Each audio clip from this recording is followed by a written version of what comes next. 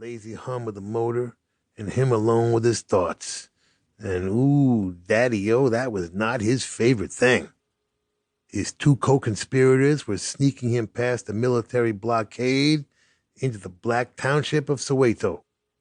The native unrest, as the government liked to call it, erupted every few years. But lately it had become more frequent, and now constant. Not coincidentally, the police had become less dependable. They had mixed feelings about beating their own family members and neighbors at demonstrations, or turning their backs as people they knew ended up tortured and occasionally murdered in prison. The government, no longer able to trust the police, had, in an unprecedented move, brought in the military. They were stationed at every checkpoint in and out of the massive ghetto, not to protect the inhabitants, but to keep them contained for more convenient slaughter once the constructive engagement gave way and the bloodshed levee broke. Tension was at an all-time high. It was no time to be the wrong color in the wrong place, hence the under-the-blanket thing.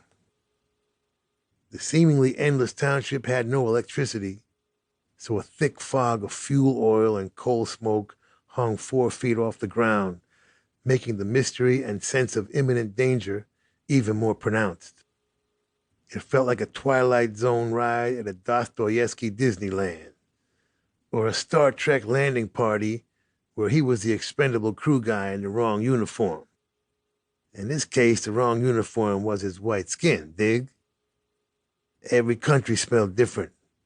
In South Africa, the sweet scent of the jacaranda, cane, and banana trees was cut by an occasional breeze that carried traces of an acrid stench, a mix of burning rubber and human flesh that came from tires filled with gasoline, forced on perceived traitors, and lit as a means of execution. They called it necklacing. There was also, in the combination of the intoxicating beauty and smoldering hatred, the distinctive scent of revolution. And he loved every scary, crazy, exhilarating minute of it, baby.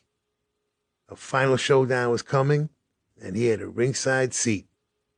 He was on his way to a very secret and very illegal meeting with the most violent sect of the South African Revolution, the Azanian People's Organization, AZAPU.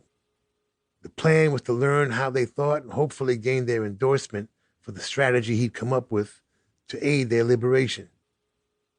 In 1984 South Africa, it was illegal for 3 black men to congregate in the same place at the same time.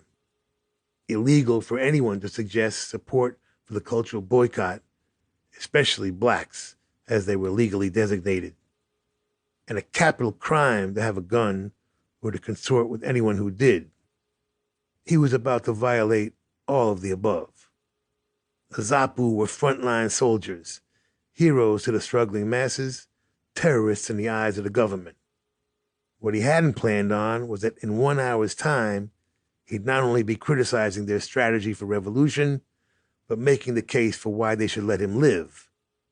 How the fuck did a half a hippie guitar player get here?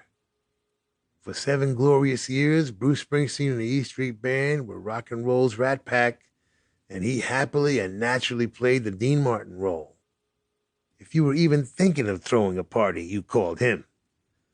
That was the extent of his politics. He was the fun guy, the court jester. Always good for a laugh. Sex, booze, drugs, rock and roll, and more sex. Yo, bartender, another round for the house. A whole lot had to go sideways to find him under that blanket. And yet, it was all perfectly logical that a rock and roller from New Jersey would be risking imprisonment and death. Logical to his new mind. New mind because he had become a different guy. He'd worked night and day with the E Street Band, proudly contributing to making them the biggest and best band in the world. Then, in a moment of clarity, or insanity, take your pick, he had left the band to discover who he was and how the world worked. It was now or never, he knew. Once you take that road to being rich, there ain't no going back.